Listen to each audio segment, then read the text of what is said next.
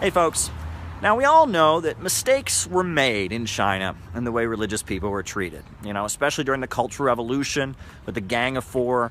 A lot of the way that people who practiced their religion were treated was just wrong. And it wasn't just Muslims. It was, Roman Catholics, Buddhists, other religious groups in China faced, mistreatment by the Chinese Communist Party.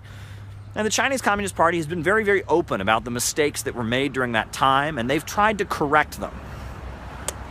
And, that's not to say that there aren't mistakes that still go on, right? And that the issue of how religion is treated in China is constantly in flux. We've recently seen a rapprochement between the Vatican and Beijing and, some friendly relations established there. But regardless, there are a lot of forces that are talking about what's going on with the Uyghurs in China. And a lot of what they're saying can't be confirmed. Right? A lot of these reports that we're seeing say a lot of really, really intense things, but if you dig a little bit deeper, the only source is some think tank or some institute or some policy source that's linked to Saudi Arabia. We're seeing a lot of personal accounts from people. People are saying, well, I was here, I saw this, and they're all over Western media making their claim. And if you look a little deeper, these are people that are just anti-China activists that have an axe to grind. And a lot of them are linked to the Kingdom of Saudi Arabia, which really has no grounds to ever lecture anyone on human rights. So a lot of this needs to be taken with a grain of salt. And there's a lot of things that aren't being reported on. For example, in the Uyghur regions, there's been a huge amount of economic development. The Chinese government has gone in there and started, raising people up out of poverty. They've been building infrastructure. They've been increasing the level of employment, making sure there's good jobs there. And furthermore, what you're definitely not hearing in the media reports is how the Chinese government has been promoting Islam. Promoting Islam, right? In the Uyghur regions, the Chinese government has been sponsoring the construction of seminaries and mosques. They've been, giving platforms to imams. They've been doing a lot to promote Islam in the Uyghur provinces, but promote Islam that is not, anti-communist. Islam that doesn't call for the violent overthrow of the Chinese government, but Islam that is, sensible, moderate Islam that is not the kind of thing that is being promoted by these extremists. And there is a real fear of extremists. Read about these knife attacks that have happened in China, where people get on trains and pull out knives and just start killing people in big numbers. They have a real fear. Seems pretty clear to me that there are some forces in the world today that are very, very determined to stop what China is doing around the world.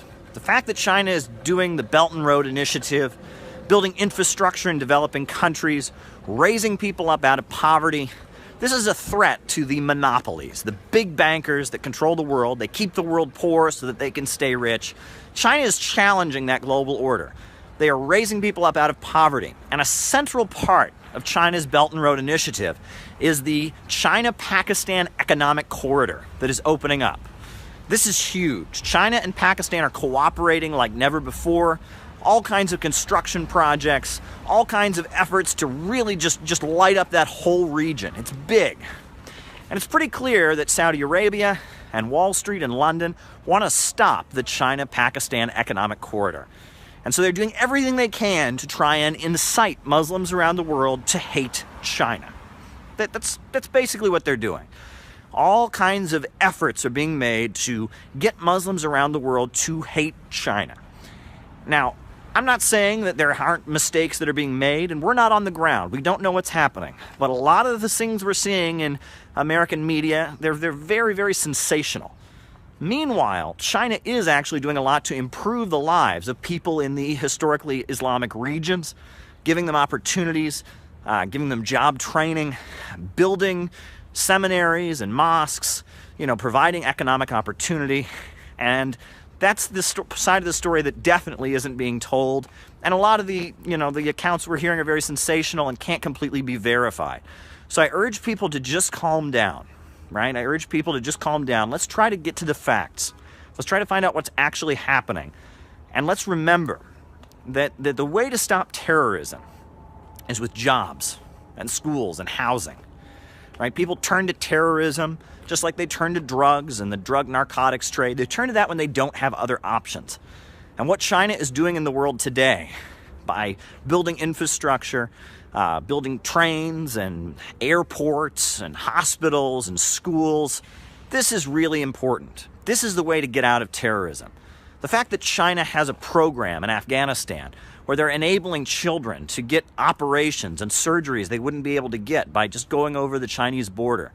The fact that China is trying to give port access to Afghanistan so that Afghanistan can have manufacturing jobs, this landlocked country in Central Asia.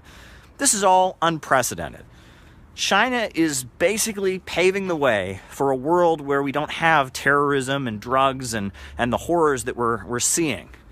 The China plan with Iran about trade and transport for Afghanistan to bring opportunities to Afghanistan to stop the drug trade, that's huge, right? The cooperation between China and Russia in terms of economic development, that's huge as well. And that China's role in the world is very, very good. And it seems to me that there are some forces that would really like to stop what China's doing. And part of doing that is inciting Muslims around the world to have hatred and resentment for the People's Republic of China. So I urge people to just kind of cool down, look for the actual facts, and take everything that the mainstream American media, and especially any media tied with Saudi Arabia, take anything they say with a grain of salt. Because, hysteria, extreme emotions never really solves the problem. Are mistakes possibly being made? Perhaps, but we don't know all the facts, and I urge people to slow down. And let's remember that at this point, the way to stop terrorism is with jobs and schools and housing, and that China's One Belt, One Road initiative is the best hope that humanity has at this point. So let's slow down and get the facts.